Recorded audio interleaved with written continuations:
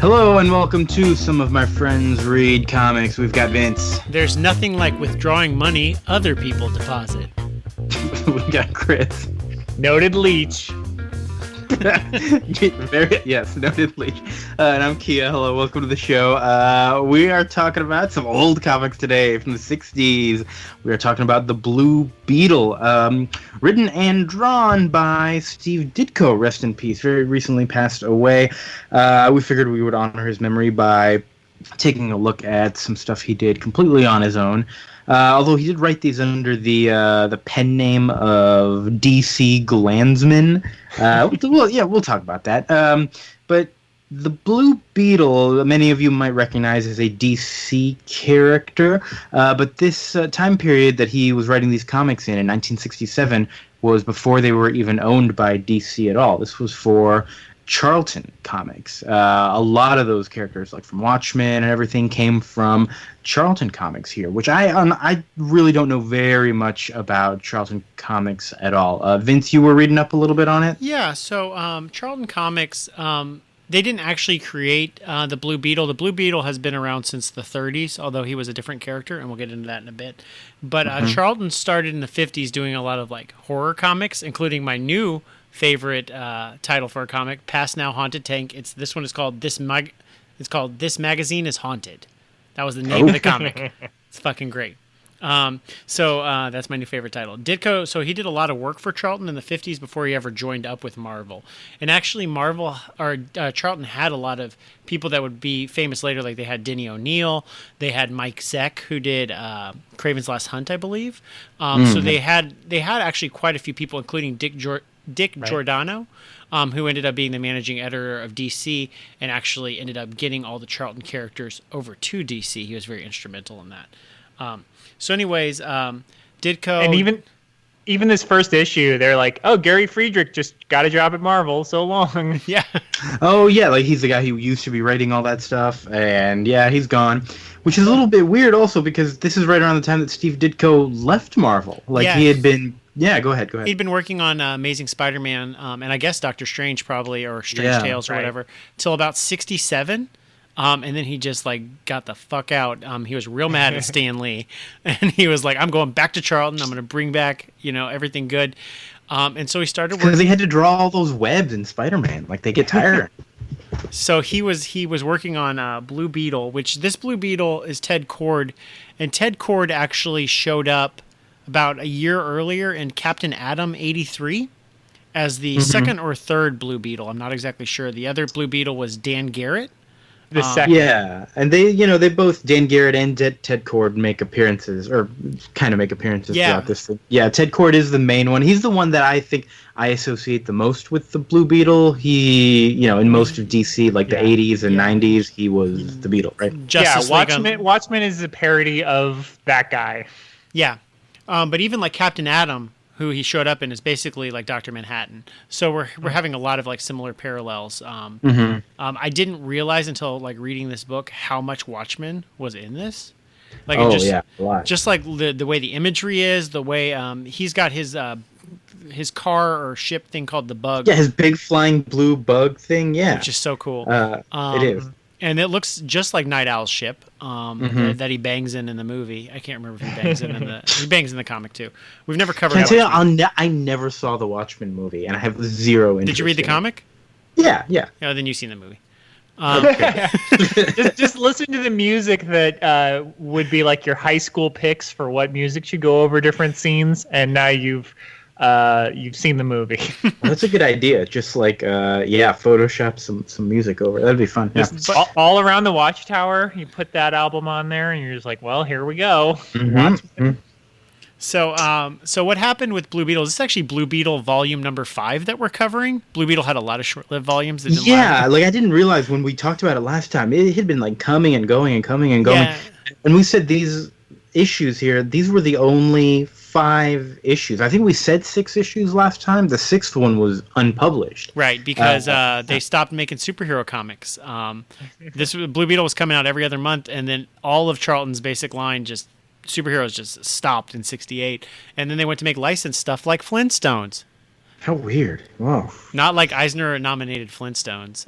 Yeah, the new Flintstones is good. We'll read it eventually. Yeah, I can't imagine Steve Ditko making like a really objectivist Fred Flintstone comic. I don't know. After some of the issues in this thing, like I was a little surprised by what was coming up in that art issue later. Well, all right, we'll get to that. We'll get to that. It's nut. He like you talk about people today are like, oh, keep politics out of your storytelling and your criticism. It's like this is ultra political comics. So, did you have anything else about Charlton you wanted to mention? So Charlton ends, and then DC acquired the heroes somewhere around 83. And here's what I didn't realize was actually Crisis on Infinite Earths was the first official appearance of the Charlton characters in the DC universe. Yeah, so it wasn't just like Blue Beetle showing up and like, oh, I know Blue Beetle, but they don't know him very well. Like all of the Earth 4 characters in Crisis. This is their first time they were ever in the DC universe, which is Captain America. I should mention, I failed to mention it at the beginning, that, stay tuned after we talk about Blue Beetle, because we're going to continue our Crisis read. We're on issue 7, so that'll come up afterwards. Lots of stuff happens, boy, and Blue Beetle's in it, and he's a dick. I don't know why, but he's a total asshole. So he's from the Steve Ditko universe. Oh, I see. Okay. Well, basically, I went back and reread like the parts of Crisis with the Blue Beetle and Captain Atom with this newfound. This is their first time actually even being introduced, and I'm like, this is way cooler to me now. Like realizing like if just suddenly a whole other comics line just showed up in your universe for your big main event, that'd be really cool. And it really, I mean, you can definitely tell that like Alan Moore he's like using the Golden Age storylines of characters like Blue Beetle, where it's like there's a Golden Age version, and then the Silver Age with like Moloch and all that stuff, where there's like you see some flashbacks to like Rorschach and Blue Beetle fighting in the 60s, and it's like it's this sort of wacky like themed gangs of criminals. So that's Charlton in a nutshell. Great. So like we said, specifically we're talking about Ditko's Blue Beetle, which also had some backup stories with The Question, Vic Sage, who I really only know from the Justice League cartoons, where he was a really amazing character, just a total nut job, like a conspiracy theorist going after everything, except he's not a nut job. He's correct. He's got all the right info, but he's like driving himself mad trying to figure it out. I think the first time I ever saw The Question was in 52. Yeah, he played like a big role in that, didn't he? Yeah, the first time I ever saw Ted Kord was Countdown to Infinite Crisis, where he got killed. And I was like, this guy's awesome. And then he did. Yeah. It is also worth noting, like, we're going to talk a little bit about the different Blue Beetles. Actually, we'll talk about them when we get into the second issue here. Let's jump right into the first issue here, which is, not a particularly important issue if you talk about Blue Beetle. It's just him beating up the Squid Gang. Which I instantly loved. And we are reading this for Steve Ditko. I went into this knowing, like, this isn't going to be about the writing. This is going to be all about the art. But it is nice how sort of instantly the art and the writing were connected in a way that they aren't always. Like, one of the squid people is, like, climbing up the thing. And he says, like, hey, hold your fists tight, because then the suction cups will work better. And I'm like, oh, well, like, that makes sense. He drew it like that, and then he's writing it like that. I feel like this was like overwritten. Like I was like, we don't need any of these words. For sure, it is for sure overwritten. Yes, I am with you.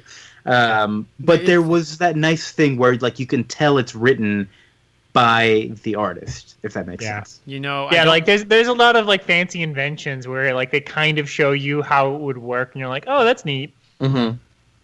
Yeah, overall the writing is super, like, I thought we were going to be in for a tough ride with this first issue, because everything is very, like, I don't know, generic and ho-hum. Like, all right, bad guys, I'm here to get you. Okay, get off, I'm going to shoot you off that wall. Or, like, just nothing particularly exciting about this story. Like, they're bad guys, and he's going to show up and beat them up. The part that did kind of interest me a little bit is when we actually see a little bit of Ted Kord behind the scenes, and we learn a little bit about what's going on with him becoming the Blue Beetle. We don't learn too much in the first issue, other than that there's a lieutenant. I forget his name. Lieutenant. Anyways, this lieutenant's after Ted Kord because the old Blue Beetle has gone disappearing, and this guy's like, well, I think Ted Kord killed him. And also Ted Kord's got this lab assistant who's like in love with him, and it's like, oh, my poor Ted Kord, I hope he's gonna be okay. And we don't really learn too much more about all that until the second issue.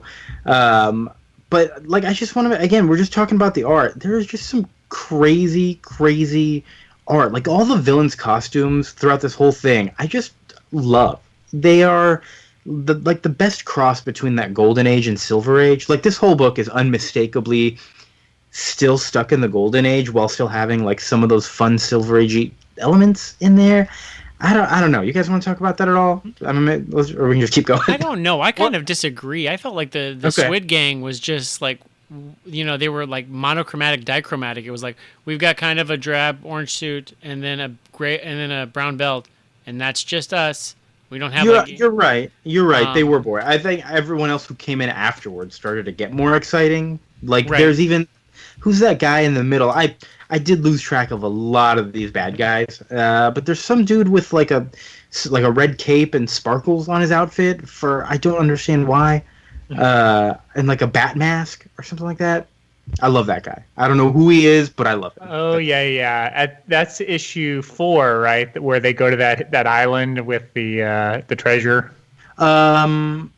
I know what you're talking about, but no, it's in the same issue. There's a guy with sparkle. Like, this issue. Yeah, well, you find out that the leader of the Squid Gang is an idle rich person who I guess is also, just as bad as a criminal scum, is someone that doesn't work for a living. I actually like this though, like because the supervillain, his whole thing is that he robs to maintain his lifestyle. Like, he's like a trust fund kid, and he's always got to try to impress his dad, but he's bankrupt. So he's got to rob, so then he can throw these lavish parties so people don't know that he's not rich. I'm like, that's an interesting touch. Although I don't like his name. He's Todd Van the Third. I feel like there should be some word after Van, right? You're right, yeah. There are some weird... What was it? There's another villain later. Nat Cat? Was that his name? I think that was in the question. Yeah. All right, so I really want to get to issue 2 because that's when we kind of learn a lot more about what's going on with the Blue Beetle. We'll get to the question stories in just a little bit, but to kind of keep going with the Blue Beetle here, we learn that the whole second issue is mostly all flashback. He goes to Pago Island, which is where he ended up like sort of deciding he was going to become the Blue Beetle. Because he was friends with the old Blue Beetle, Dan Garrett. And this story is a little overly convoluted. Ted Kord used to be an assistant for his Uncle Jarvis, and he was working for him, and then that guy ended up going evil, and they thought he was dead, but it turns out he was still alive, and so he went to Dan Garrett for help, saying, hey, my uncle is crazy, we need to go stop him on Pago Island. Dan Garrett, who is the Blue Beetle, is thinking to himself, like, I should just go handle this on my own. But Ted Kord really wants his help. So they go together as civilians. But in the middle of all that sort of thing, Dan Garrett ends up dying. The whole island is, like, on fire. With his dying breath, Dan Garrett's like, oh, you got to be the new Blue Beetle. And so when Ted Kord leaves the island, the police are like, hey, man, what happened? And Ted Kord is like, if I tell them the truth, they won't believe me. So he just says, I don't remember anything. And I think that was a bad decision because it seems like that would have been like a pretty plausible story. Like, hey, I was looking for my uncle and he was helping me and like he died over there.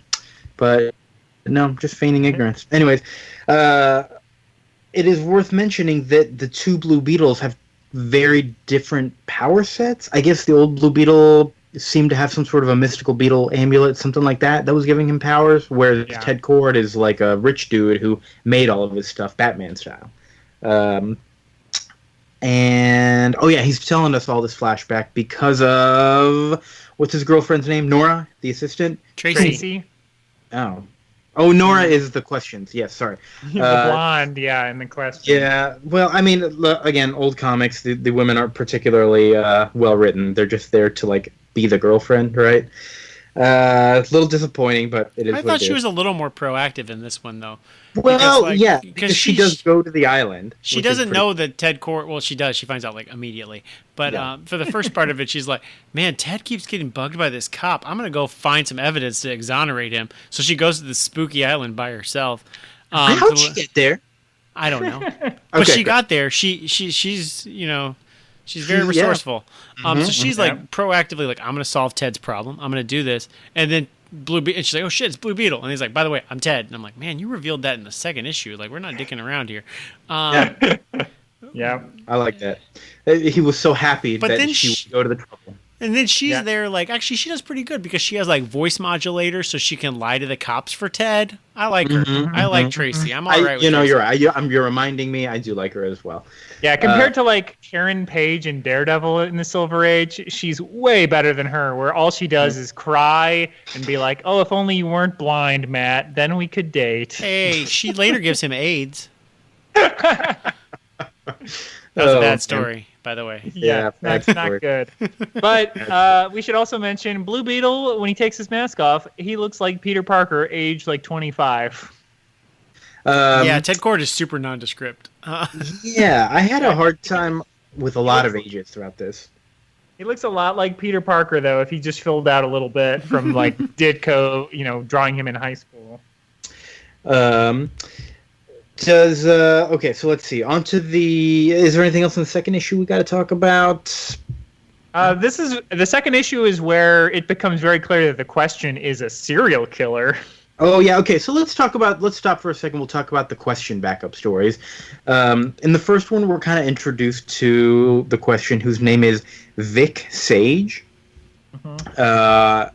and he is a TV reporter. Which is, I think, kind of interesting immediately because I don't know of any superheroes whose alter egos are like super public. No, that's a lie. Plenty of public image, like Tony Stark. I was gonna say Clark Kent. Yeah, Bruce Wayne. But like, the Creeper.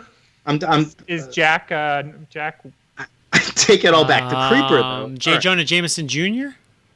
Oh, that's right. Does he count as a superhero though? Yeah, he's an astronaut and a werewolf by night. Astronaut. I feel like he's hero adjacent. That'd be a better title. Like, Astronaut by day, werewolf by night. That's a better title. Well, he's not the werewolf by night. He's the man-wolf, Vince. Oh. Yeah. God, you idiot. Okay, sure. I got nothing. Let's. So the Question is dealing with who I don't remember any of the villains he deals with, but he is. I really like his overall design because he's a guy without a face who is, I think, pretty cool. He puts on his no face thing with just smoke that magically also changes his clothing, which is also pretty cool. And his wallet, apparently. Yeah. Also, every time that he does it, they're like, thanks to the technology of Dr. or something. I forget his name, but they're constantly mentioning this random doctor that made all this stuff for him, just so that they can remind us, like, hey, this guy's not that smart. He didn't make all this stuff himself. Good. Yeah, the first page introduces us to like 10 people in the supporting cast. Yeah. It's like, don't worry, we'll see those people never. Yeah, his girlfriend, that's the one who's Nora. He works for this news company, and so it's a lot of other people who work there. And is this first issue the one where we find out that one of the other people who works there was a bad guy? Yeah, another reporter is helping a like 3-time criminal, and they're like, "Don't run the story, Vic. You'll make reporters all look bad." And he's like, "No, fuck you. I have to tell the truth." Yeah, we got to tell the truth. And some people are like, that guy's an asshole." He is. But yeah, the second issue is when we find out he's a serial killer, because it's the Banshee is the bad guy. Where I kind of like this guy. It's a guy who kills a carny circus guy who's just like, "Oh, I made a flight suit. This will be cool for a carnival act." Yeah, his assistant is like, "Hey, can I try it on?" He's like, "No, you need to study the wind currents a little bit more. Otherwise, you're not gonna be able to fly a ride." And he's like, "Fuck you!" And he kills him. And he takes it. And I do like how quickly these stories progress, because it is like within one page, all that happens, and the next page is just like, oh, and he is now successful, and everybody knows about him. And I thought I just like how quickly that story was paced. And so the question is on to him. He's coming to Crown City. Was that it? Where the Question lives? Right. Well, we're both Blue Beetle in the Question. That's right. Yes, Crown City. And the question is, trying to track him down, go after him. Who does he kill? He's a serial killer? No, the question is... Yeah, that's what I'm asking you. When did this happen? Well, as he's fighting the Banshee, he kicks him up into the air, and he goes, the wind has caught my cape, help! And the question's just like, well, the Banshee's blown out to sea. He got just what he deserved. Yeah, I don't think that's that on purpose, though. I think it's okay. Like, he didn't know that was going to happen. That guy should have been studying the air, I think he did. And later, with Nat Cat, where that guy, he's going to be washed through, like, the sewage pipes of the sewer. And he's like, question, quick, you got to help us. And he's like, why would I help you? You're criminals. Yeah, okay, you're right. He does seem like the kind of guy who does not give a shit about criminals at all. Yep. Great. Vince, you still there? Yep, I'm still here. Okay, good. Yeah, I'm just making sure we didn't lose the recording. I was just like, yeah.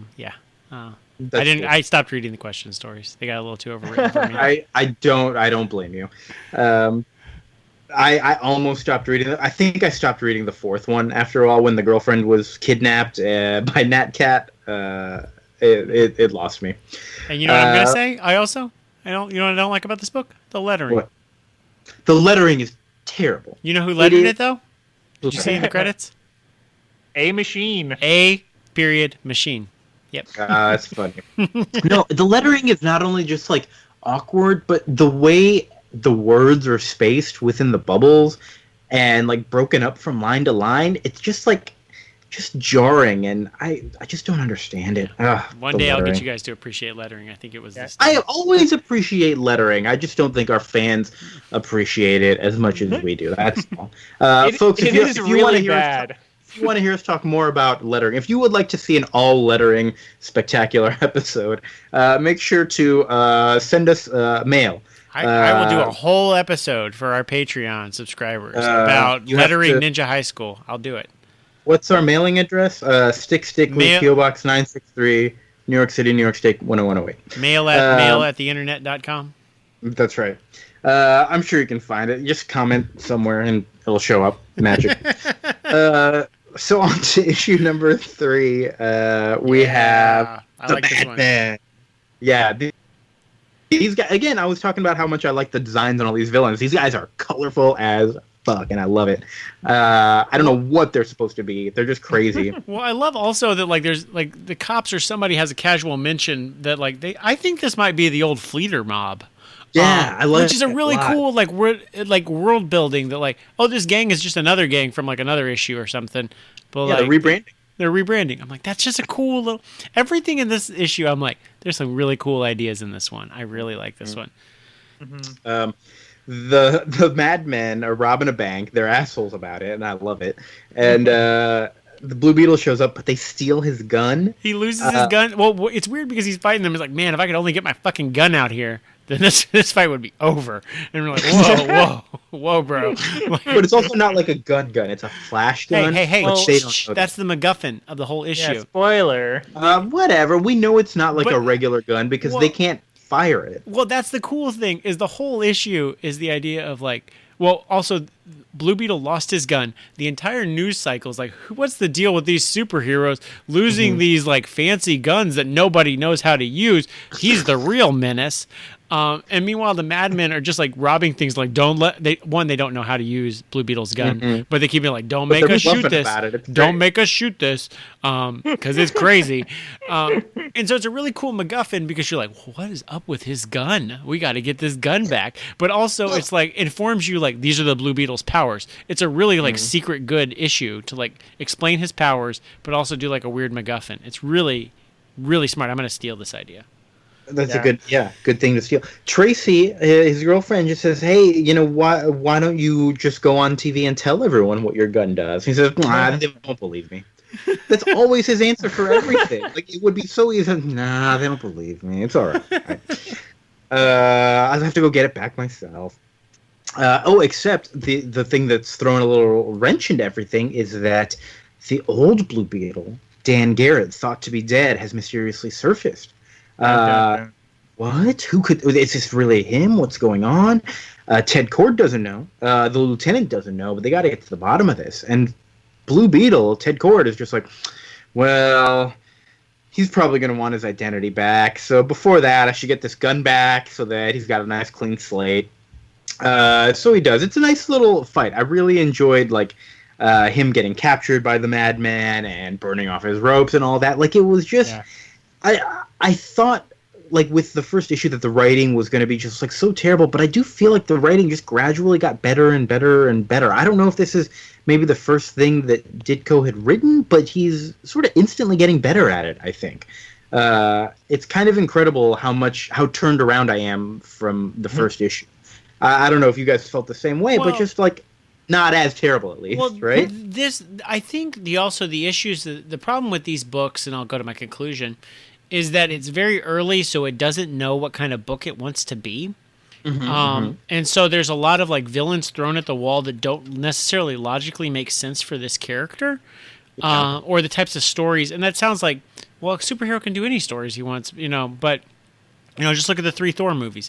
But there are certain things that like work for him in a way that, like, when we get to issue 5, I'm like, that villain is just not an interesting story for Blue Beetle or Ted Kord. It doesn't tell me anything about his character. It's not an interesting plot. The villain isn't intrinsically interesting either.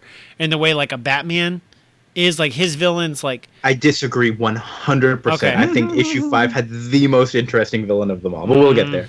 Oh, Go ahead. I think we did not agree on these books. But, I feel like Spider-Man came out pretty fully formed. Like, all those villains seem to make sense within Spider-Man's world, like, pretty quickly.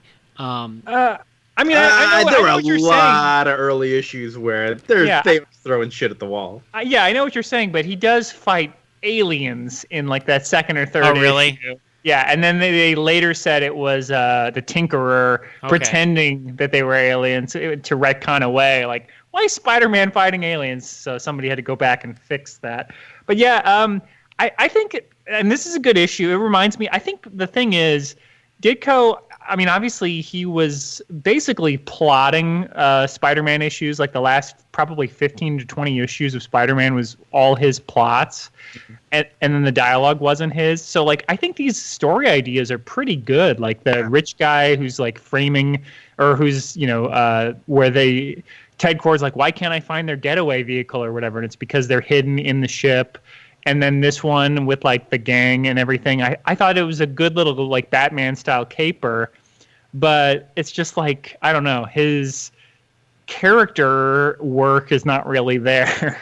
Right. Like there's nothing other than this sort of like, is Dan Garrett alive? Is he not? There's not really much of anything that's keeping me along for the ride between issues, Yeah, like, and as far as I know, Beetle's just kind of a well-meaning dork. Like, he's just exactly like any other villain. Like, it really could be anybody who just happens to have a Blue Beetle motif, and that's it. Let's go to the question back up in this one. It was the one with the diving suit guy. This is the one that really started to lose me a little bit because I had a hard time even just following the story and what was going on. Chris, do you want to talk about it? Well, sure. It's basically, Vic Sage is after the mob, and then this other guy is also after the mob, and he's like, but this guy's a killer, not like me, who just doesn't care if criminals live or die. So he fakes his own death as the question, I believe, or I think it's this issue. He does it in the next issue, too. 2 in a row. Great. But the bad guy thinks that he's killed him. But then he, of course, comes back and, unmasks the guy. And I don't even know who it is. Like, I was just like, okay, he got him. And he's like, well, you got me. I'm going to jail. And he's like, no, you're not. You're going to the electric chair. Did he say that? I must have just completely zoned out on that story. He does say that because he's like, you murdered that mobster, so you're going to get the chair. And it's just like, what are you talking about? Yeah, it's so... Yeah, Vic Sage, and like that's the thing that is interesting. I mean, obviously because he is disguising his identity completely and he's got this gas and everything, you never know it's Vic Sage. But like he just gets on TV and just shouts like Bill O'Reilly type stuff about, how like everybody needs a job, and just because you feel something doesn't mean it's true, and you got to stop being lazy. And it's just like, shut up. Oh man. All right, good stuff. Thanks for that recap, Chris. He's the worst. On to issue 4 when Ted Kord, the Blue Beetle, is looking for his old friend Dan Garrett, the original Blue Beetle. Garrett, there are rumors. Oh, it's not rumors. Ted Kord knew that Dan Garrett was going to be looking for some treasure, and he said, I bet that's where he's going. He's going to go look for that treasure again now that he's alive. And so he goes. They run into some cult that's wearing masks. It's a pretty fun adventure. This is when Tracy does that thing for the lieutenant where the voice modulation to pretend like Ted is still there, throw the lieutenant off the trail. And surprise, surprise, at the end of the issue, it was not Dan Garrett. It was some old guy who used to work for him wearing a fake mask. And, too bad, so sad. But that guy does die. And so everybody thinks it's Dan Garrett, and so word gets back that Dan Garrett died, and so at least now the lieutenant is off Ted Kord's case. He's like, all right, well, I guess that was him, and that now he's dead. But I'm still watching you, Ted. I got a hunch that something's up with you, which is, I guess it's okay. Every superhero needs some sort of a foil, and right now that's like the only arch nemesis that we've really seen. So I'm alright with that. The backup here is the one where the Question's girlfriend, Nora, gets kidnapped by Nat Cat. Yep. And then the Question shows up and beats up everyone. Yep. And then doesn't save him and just lets him die and is like, well, I better call the police. If he survives being washed out the river, they can pick him up. If not, they can pick up his corpse. Mm-hmm. Good stuff. Again, Ditko, we haven't been talking about it. I love the art throughout all this. The writing does get, a little bit like, okay, not as into it. Yeah. Especially right now in the middle, like these two are like, okay. Yeah. Number 5 though, Vince. This is the one I disagree with you on. Yeah, you are right. This villain is terrible for Blue Beetle. Great villain for the Question, I think. And just a great villain overall. It is an art, not critic, but like an art gallery owner guy. Ebar, is that his name? Boris Ebar? Was that it? And he has created this piece of art that he's kind of brainwashing people with, saying that we shouldn't be looking up to heroes. We should be looking up to the common nobody, and because that's what we all are. We are all powerless, and so we should be. Man is just a sack of shit who can't do anything. So why bother? And I'm cool with that. I don't need to hear it 7 times throughout this issue. You're right. We do hear it a lot. We do, but there is something about the way this issue is written and how it is repeated that I'm just like. Ditko is really trying something different here. And I have never read an issue of a comic book like this one. And so I think just for that, I appreciated it because it was, I've read about, brainwashing the masses before. And there was just, seeing that mob mentality, the way Ditko draws all these people with the crazy, gigantic grins on their faces, mixed with, all the nonsense that this guy is spewing. There was something magical about it for me. Its willingness to bring up these existential thoughts almost is it really surprised me. This is not what I expected this comic book to turn into, and the fact that we did get that was just enough to put a little smile on my face. Yeah, it is very didactic. It really wants you to know which side this comic is on. Yeah. Because Vic Sage, not as the Question, just as asshole about Chum. I kept thinking he was going to turn into the Question, but you're right. No. Okay, go ahead. He never does, but he just shows up at the art museum, and the art critic's like, "Oh, you agree with me, right, Vic Sage?" And he's like, "No, I think you're an idiot." I love Vic Sage just rolls in, and he's like, "Y'all are dumb. This is not art." He's like, he's like, real art is pictures of great men doing great things like this thing, The Unconquered. And Ted Kord sees this art of like a Greek guy like flexing, and he's like, "This is the greatest statue that's ever existed." He also hears Vic Sage say that, and he's like, "Oh, we gotta go hang out with that guy. That guy's got to be our friend. I like him." My favorite though is that when all this is said and done, blah blah blah, Blue Beetle wins, and then at the end of this, the backup story with the question, it's the same guy, the same villain. And I am just like amazed by this, that now the question is dealing with him. And yes, okay, a little bit too much, but I'm just like, wow, the ball's on Ditko, I love it. I think it is great. I love Blue Beetle. He's like, did I really think that there was going to be trouble at the museum tonight? Or did I just want an excuse to go back and look at this statue some more? I didn't actually hear or see or read how this guy was hypnotizing everybody. What was he using for that? Or was it just the power of art?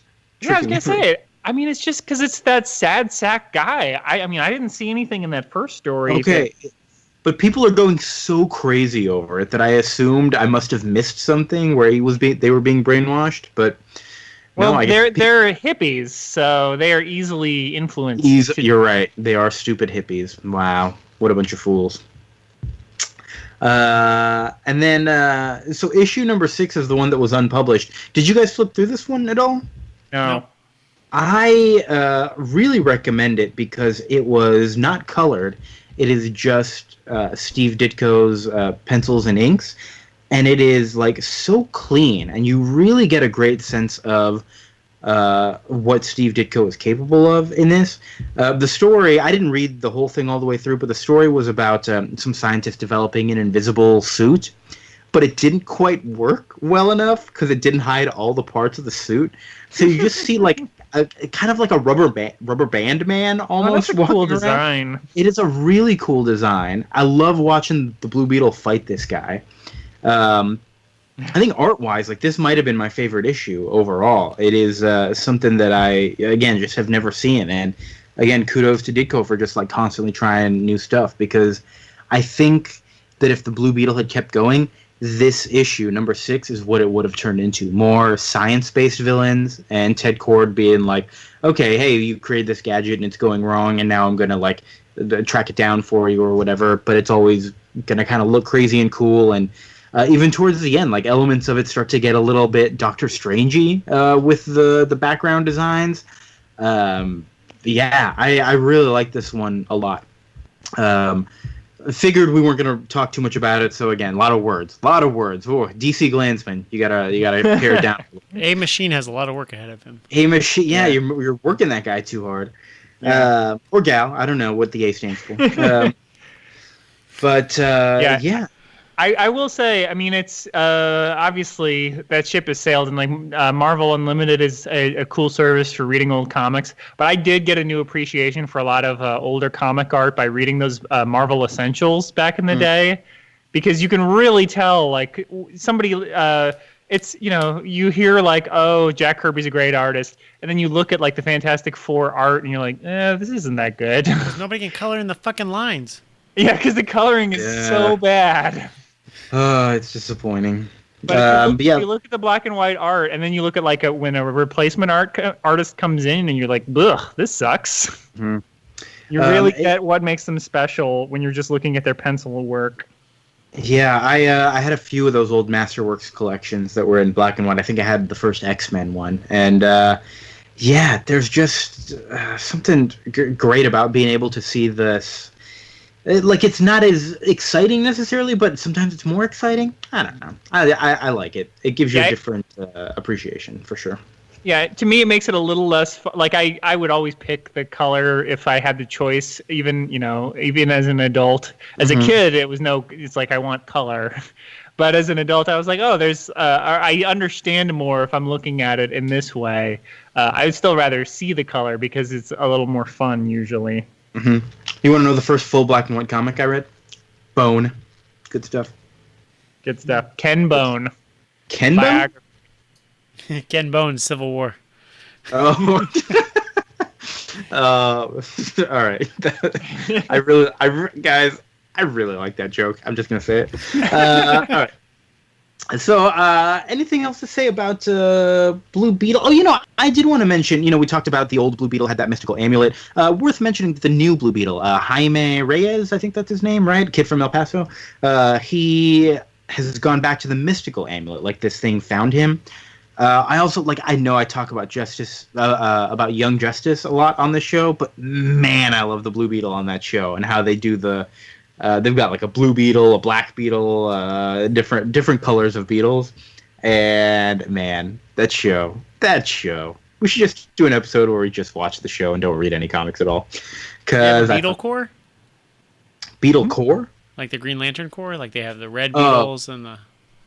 No, it's not exactly like that, no. But I will not spoil it for you because that show is too good to spoil. All right. Well, let's move on to Crisis. Speaking of Green Lanterns and Corps, I guess. Crisis on Infinite Earths, number 7. Spoiler alert, it's on the cover. Supergirl dies in this one. I kind of wish that it hadn't been spoiled. Yeah, no shit. I feel like it would have made it better. But, that's fucking crazy to me how much... Anyways. So we were promised a little bit of background in this issue, right?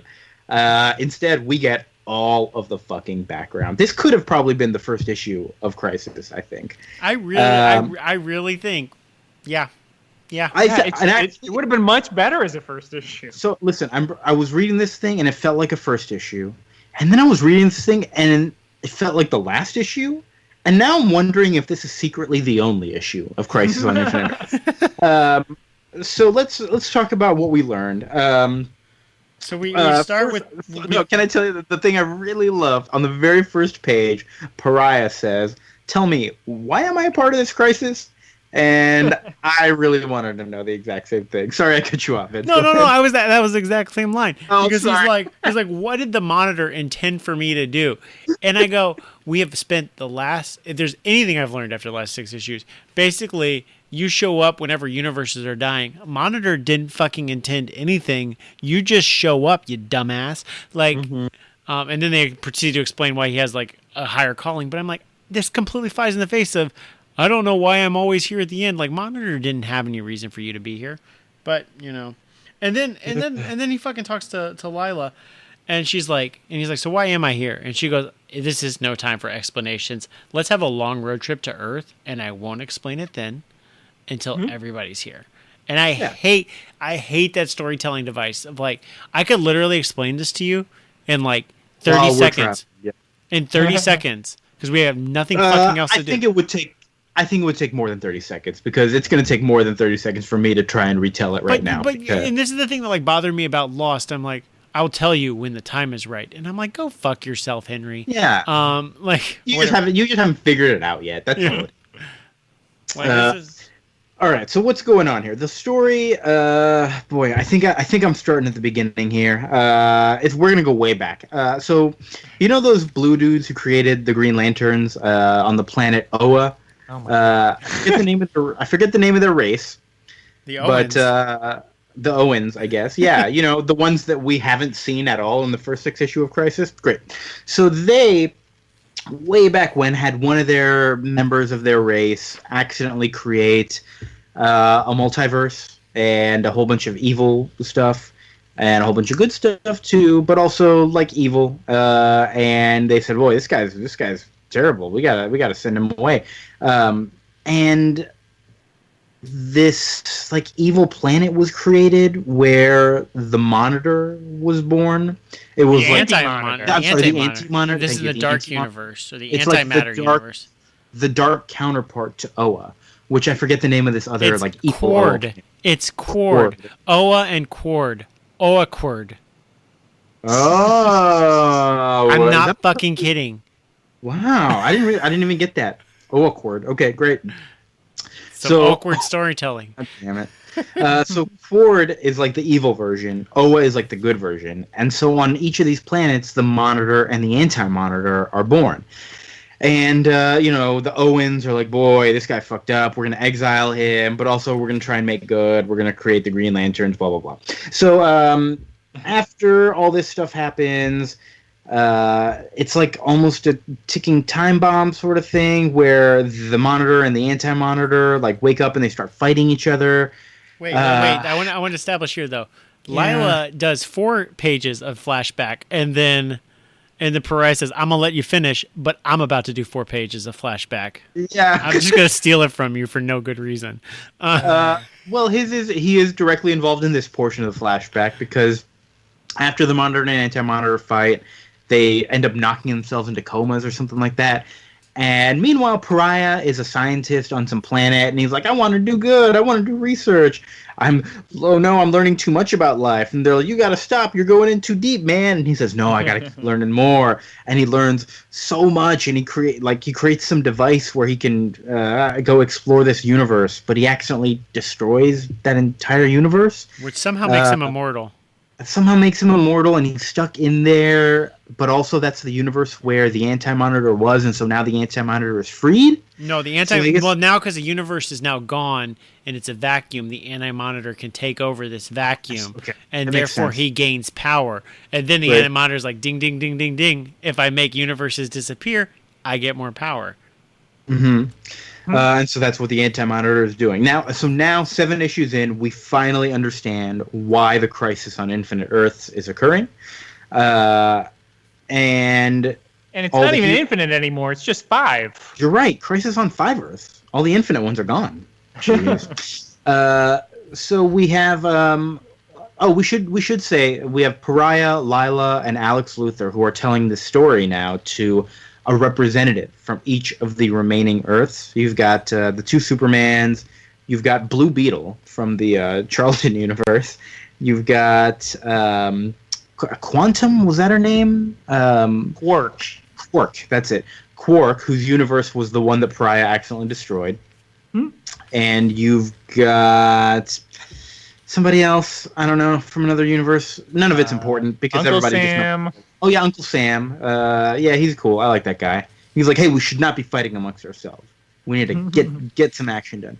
And the reason Pariah is there is to open up the portal into the Anti-Monitor's universe where they can go fight him. Yep. And parts like the Red Sea. That's actually a pretty cool image. Yeah, it is a cool image. Unfortunately, the back half of this issue is basically just like any DC movie where they have to get to the bad guy, and so they just fight random shit until they get there. Yep, I'm on board. I'm on board with that. Are you? Okay, great. I thought it went back to being kind of like... I mean it's ho-hum, but it's also like we only have like 6 characters. We only have like 6 characters we need to keep track of. We know what we're trying to do. Everyone's there, right? There's Martian Manhunter there.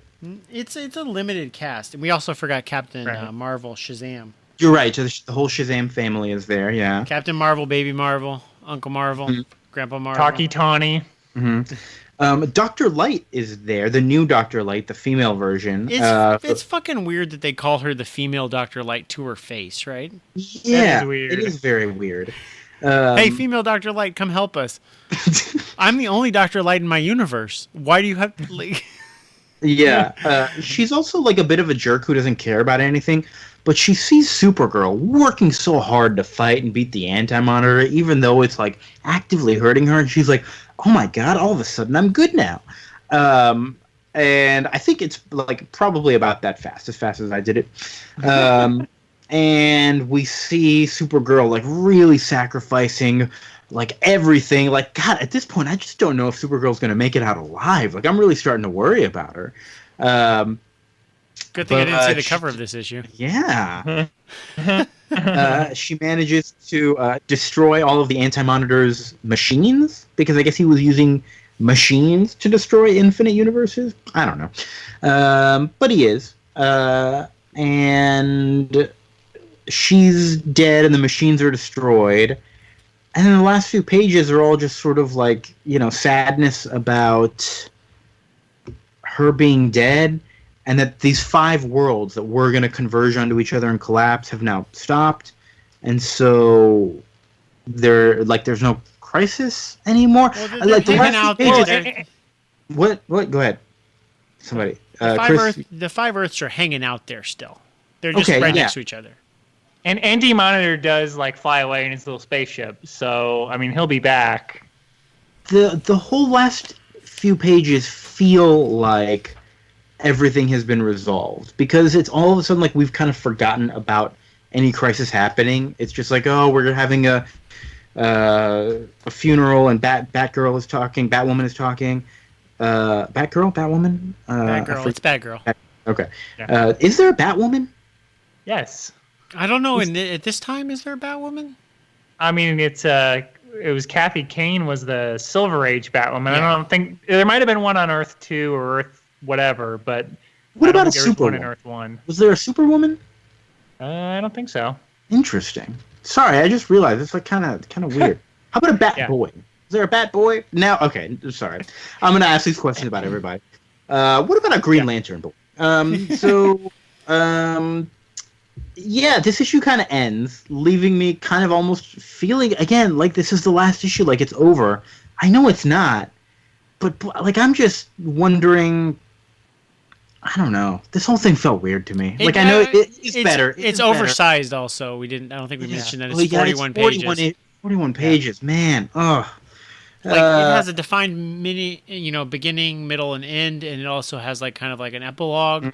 I'm not gonna lie, like Supergirl's death, like when Superman's like taking her to the Fortress of Solitude, like her body, it was a good moment. It was really good. He was like, I remember when you were 15 and like you were full of life and hopes, and now like you're gone. And I'm like, this book, for as much as I made fun of it, I'm like, this got me. It got me. Yeah. That was really. I thought that was really good. It was really good. I would have just like appreciated this book more if it didn't waste my time for the first 6 pages, for the 6 issues, because there was so much story condensed into this one issue, and I feel like just spreading this issue out over 6 would have been the way to go, because nothing else that we've talked about in those first 6 issues. I think honestly, no. I mean, you could. I mean, because we said like the needle's not moving. Like they're just like every issue has been like, oh fuck, worlds are ending. Oh fuck, worlds are ending. And then they're kind of like, the Monitor knew something, but he's not going to tell us yet. Like, I was actively mad like reading something. Like, what? My head was spinning. Like, I mean, like, the way that, like, you would do it in modern comics is, like, you would read that first issue of all the worlds ending, and you'd be like, well, I read this on Newsarama, or, like, Comic Book Resources, or Bleeding Cool, or something. Like, I know this is going to happen. Like, all the worlds are ending. And then issue 2 would be like, here's why everything happened, and here's our defined point. But then it, like, jumps to, like, issue 4 or 5. Like, it moves. Like, I don't know where they're going in the next 5 issues, because, like, they burned through a ton of plot in this issue. Like, this was a good, like, full issue. Like, this felt like a whole, like, Infinity Gauntlet plot. Like, this, like, they did everything here. There was a moment in this where they're talking to all the heroes, and they're like, hey, listen, I know some of y'all don't know about the other universes, or have never encountered them, or maybe don't even believe they exist, but listen, they do. This is the deal. And I'm like, that is what we needed in the first issue when you gathered everybody together from different universes. Like, what is going... Like, yeah, sorry. I think I'm done ranting about it. I'm like on board now for the back half. I think. Go ahead. No, go ahead. Sorry, I was interrupting your thought. I'm just saying, if I was ever going to recommend to anybody to read Crisis at all, I would say just start with this one. Like, you really have no reason to read the first 6 whatsoever. Yeah, I agree. Yeah, for the most part.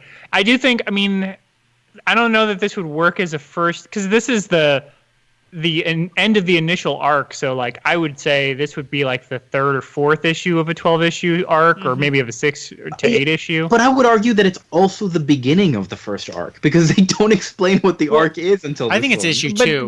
But this is a climax though. This is maybe it's not the end of the series, but there's falling action here where it's like, okay, well, we stopped the immediate threat. Obviously, Anti-Monitor is going to be back, and they'll have to fight him again. But like they stopped his initial plan, and Supergirl died. So it's like that to me.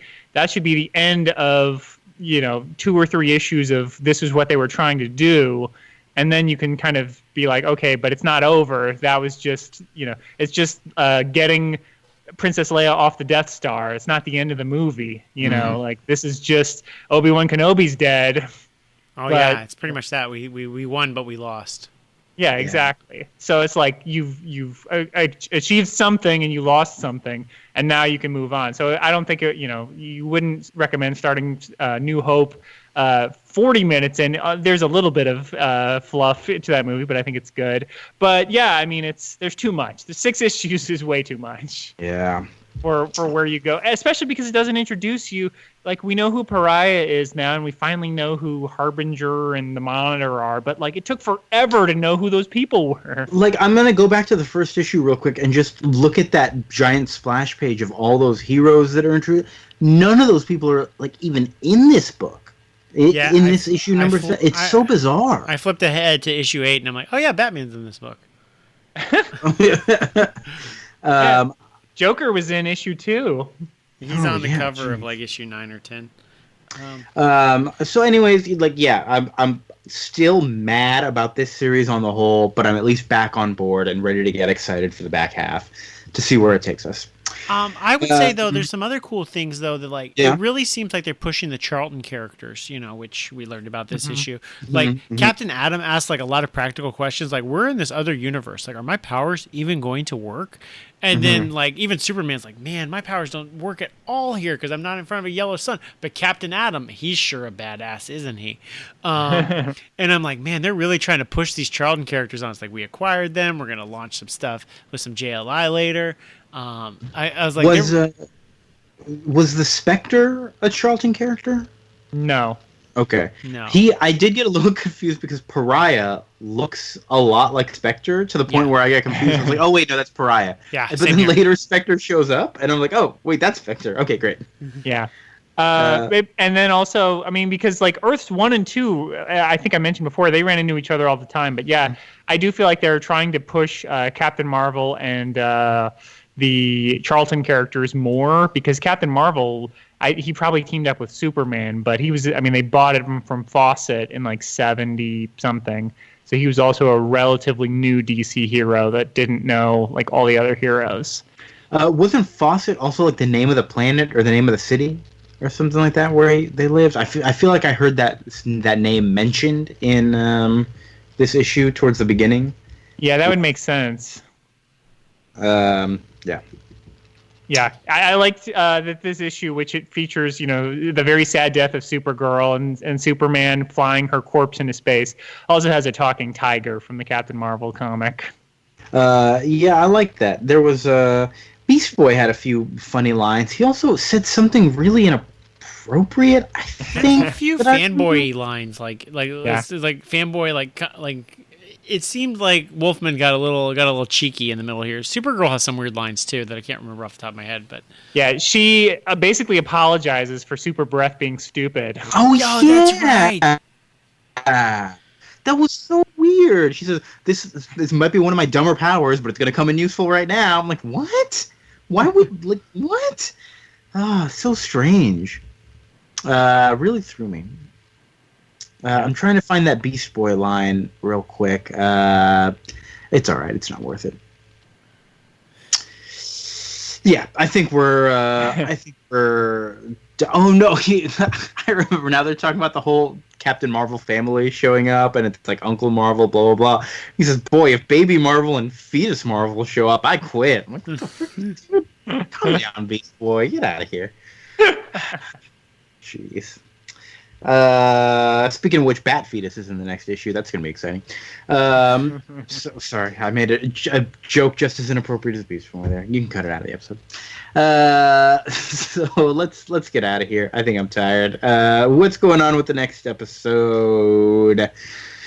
Eisners. Hey, the Eisners were just announced. What won best one shot? It was a Hellboy issue. Hellboy Krampusnacht. Written by Mike Mignola with art by Adam Hughes. Mignola? Mikey Miggs. Mikey Miggs, that's how you say it. And so, because we don't just want to talk about one issue, we're going to talk about also, hey, remember that last Eisner episode we did with Beasts of Burden? Hey, yeah, there's a Hellboy team-up with Beasts of Burden. It's called Hellboy, Beasts of Burden, Sacrifice. Oh, I wonder what's going to happen. Is Supergirl going to sacrifice her life again? There's going to be some dead dogs in it. Oh, no. Not again. Not like this. Like this. That one is written by Evan Dorkin and Mikey Miggs. Evan Dorks, Mikey Miggs. Art by Jill Thompson. Jilly T. and I think that took all the energy right out of me. Boy, I'm done. You guys got anything else you wanna mention? What's up with your stupid minds, Chris? Oh yeah. We are covering a comic movie that no one is familiar with, I don't think, because it's a comic strip movie called Brenda Starr. No. Never heard of this. It was made in the 80s, starring Brooke Shields. It's based on the newspaper comic. She's like a Lois Lane reporter, and the artist who draws her goes into her world. Timothy Dalton is there as like an adventurer that is in a love triangle with Brenda Starr, and she's got to find a scientist. It's an adventure movie, Sounds great. But it's also kind of a comedy. It's kind of a fun movie, honestly. Listen to our episode. I kind of enjoyed it. I just like adventure movies. Is it like there's no cartoony animation mixed in with it, though? I assume like Roger Rabbit style. No. No, there is the opening credits are cartoon strips, and there is as he's drawing her, she's a cartoon, and she gets mad at him, and so that part is animated. But then she's Brooke Shields for 99% of the movie. All right. I don't think I've ever even heard of this comic strip, but it does remind me that one of the days we're going to have to do some comic strips on this show, like some Peanuts or some Chris, I was going to tell you. Or something like that. Yeah, I definitely want to do that. Chris, I was going to tell you that one of the Eisner Award-winning books about comics was How to Read Nancy. I know you like Nancy. Yeah, that won the Eisner, so you should check that out. And also... Wow. And also relevant to your stupid minds, Neil Breen is making a new movie. I saw that on Facebook. Oh, I mean, of course. Thank you, but yes, I know. I didn't. Breaking news that Chris already knew. Okay, cool. Can we also do Marmaduke Explained on the show one time? That'd be fun. Sure. I'm on a Facebook community that's doing Garfield Explained because Garfield just turned 40, and it is it's pretty dark. I think like darker than Garfield minus Garfield. Yeah, it's mostly like Garfield is lazy. Because this is the 1978 comics. Garfield's like, it sucks to get lasagna because you have to get out of your bed. And then that's just it. He has depression. It is so weird to me how different Garfield the cartoon show was from Garfield the comic strip. Like, can we just acknowledge that and how I became a Garfield fan, not knowing how shitty the Garfield comic strip was? One of them is good and one of them is not. Yeah, that cartoon is pretty good. I think that cartoon, like with the American Farm U.S. thing, Acres. U.S. Acres, yeah. I still say they had a procrastination episode with later, the best time to do anything. And I still say that probably once a week. Oh, man. That's I want to cool. That. I quote U.S. That was Acres. my, like for the longest time, that was my get up before school and watch it while I'm getting ready show. It was just like the perfect show. Anyway, friends, we're ready to party. Okay, before we go, one more. My favorite joke was the game show. You can go if you want, Chris. You don't have to start. My favorite joke was a game show called Name That Fish, where Garfield is trying to name the fish, and he's like, "Oh, is that a trout? Is that a bass? What is that?" And he gets it wrong because the fish's name was Walter. Love that joke. All right. Thank you so much for listening, everybody. I'm Kia. That was Vince and Chris. And we love you. We hope you will join us next time for hopefully no dead dogs and hopefully good crisis stuff. See you next time. Bye.